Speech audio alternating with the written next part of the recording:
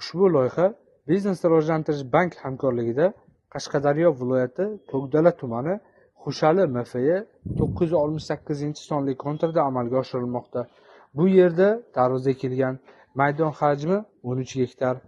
Bu yerda ekinlar zamonaviy usullar bilan parvarishlanmoqda. Hozir ekinlar unib chiqqan holatda.